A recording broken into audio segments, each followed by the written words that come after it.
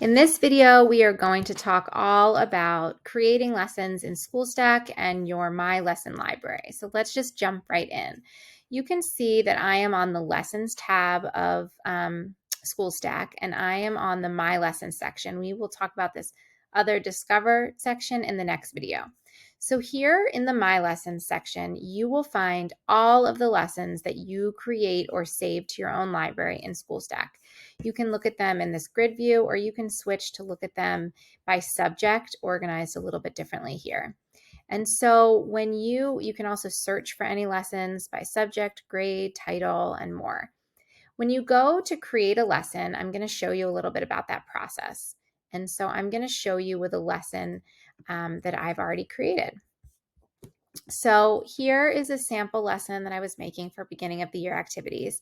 You give your lesson a name, a subject, and a grade, and then you can add your goal, objective, or standard here. Then in the narrative section of the lesson, which is here, you can really put anything you want. This can have a description of the lesson. This could have the whole lesson in it. This could have links in it or pictures and other things. One thing I want to point out, something really helpful, is that the narrative section can actually be read aloud to students. So that's something to keep in mind while you're creating lessons. Anything that you write in here, students can actually play and listen to on their end, which is great. So you'll see that this is a lesson I created about SMART goals. And what I wanted the students to do was review information about SMART goals. So I told them that they could either watch the video or read the one-pager linked below. So I could have linked these in the narrative section. That sometimes I do that. Sometimes I use the activity sections down here, and I'm going to show you how the activity section works. The idea behind this section is that, of course, it's always great to provide different modalities for our students to engage in when we can. So you could use these different activities as sort of a guide when you're creating lessons. So if you want to add a video for your students to watch, you can select the watch button, and then you put in a brief description of the video, and you can either link something here or upload a file. Then you can decide, do you want to require this video or would you like to make it optional? Sometimes there will be videos like the one I'm making that you'd like to require your students to watch. It's something that everybody needs to take a look at. Other times you may say that you're providing a watch activity, a read activity, a listen activity, and the students can take a look at each of them and then decide which one they want to create, in which case it wouldn't be required. You can also add multiple videos. As you can see here, you can add more activities and videos, and you'd be able to later on put these all in order.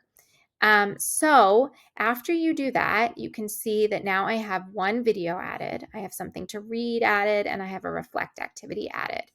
So again, you could link these above or you can link these here. And later on, I will show you what these all look like from the student perspective.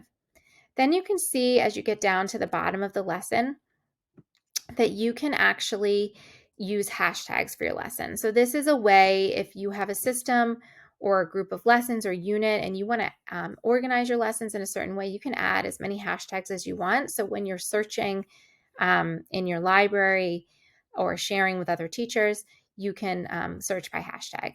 Then the last two pieces I want to show you are that you can color code your lesson. So that's here. You can choose any color for this lesson that you'd like. And this will come in handy when I'll show you again in a later video how you then organize your lessons into stacks to share with students. So color is one way you can help to give directions to students. You could make all of your science lessons one color. You could change it up. That's really up to you for whatever system you feel works best. And of course, it's great to play around with different things. And then there's one other thing I want to show you. I'm going to move my base here because you couldn't see it, is that you can then require this entire lesson, or you can make this entire lesson optional. So if you're providing a stack or choice board for your students and you decide that they can choose one of the 4 blue activities that you list, you would not require this specific lesson. If rather you were saying that you wanted these students to complete this lesson no matter what, you would check this box and students will then get an indication on their end that a lesson is required or not. So then you go ahead and save your lesson when you're done creating it.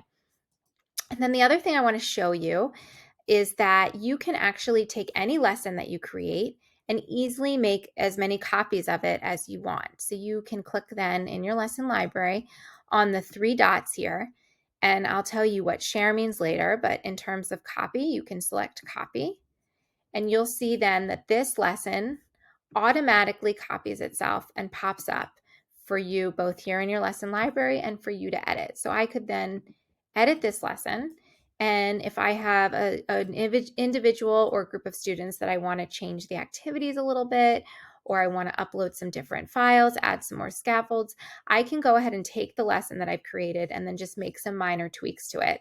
And then later on, when we go to assign these to students, I'll show you how you can send the specific lesson you've created for a specific student or group of student right to them. So hopefully that makes the process of personalization and differentiation easier for you.